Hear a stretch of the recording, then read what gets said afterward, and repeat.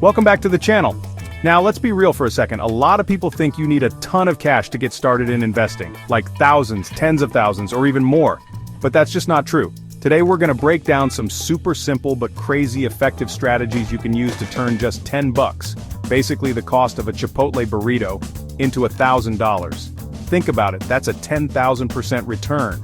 And while I'm not guaranteeing you'll be swimming in a Scrooge McDuck vault of cash overnight, these strategies can absolutely set you on the path to building real wealth, even if you're starting with next to nothing. So whether you've got a $10 bill burning a hole in your pocket or you're just tired of letting your money sit there doing nothing, stick around. We're diving into the world of high-yield savings accounts, fractional shares, peer-to-peer lending, micro-investing apps, and even a little bit of cryptocurrency. Let's get started. Alright, first up, we're starting safe and simple with high-yield savings accounts. Now, you're probably thinking, Graham, savings accounts, that's boring. And yeah, you're right, they're not gonna make you rich overnight. But here's the thing, they're like the ultimate foundation for building wealth. Think of it like this. A high-yield savings account is like renting out your money. You're essentially lending it to the bank, and in return, they pay you interest. The big difference here is that high-yield accounts offer way better interest rates than your typical brick-and-mortar bank.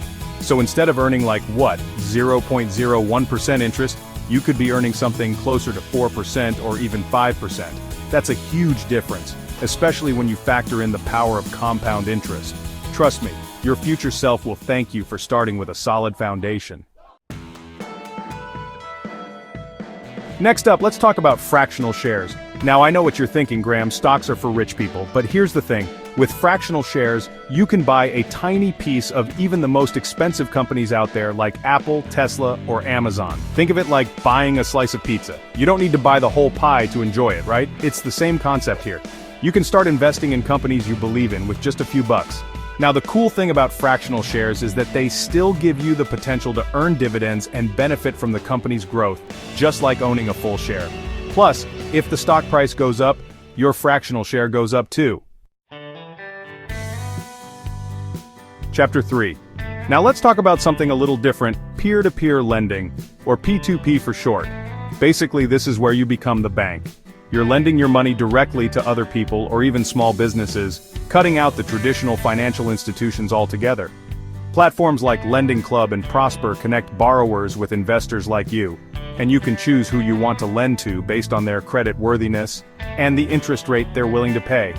Now, just like any investment, there's always some risk involved, but with P2P lending, you have the potential to earn significantly higher returns than you would with traditional savings accounts or bonds. Plus, it's a pretty cool feeling to know that you're helping other people achieve their financial goals. Chapter 4. Let's be real, we've all got that spare change that just seems to disappear, right? Well, with micro-investing apps like Acorns and Stash, you can put that spare change to work and start building your investment portfolio without even thinking about it. Here's how it works. You link the app to your debit or credit card, and every time you make a purchase, the app rounds up the transaction to the nearest dollar and invests the difference. So, if you buy a coffee for $3.50, the app will round it up to $4 and invest that extra 50 cents.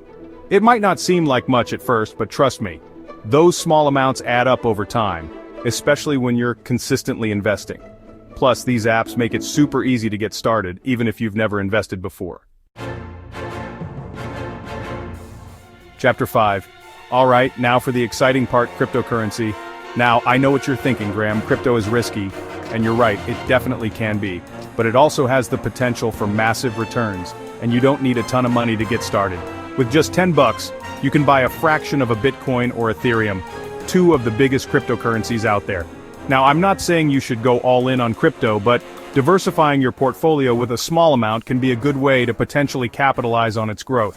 Just remember, this is a high-risk, high-reward investment. Do your research, understand the technology, and only invest what you can afford to lose. Outro, and there you have it. 5 simple but effective strategies you can use to turn 10 bucks into 1,000.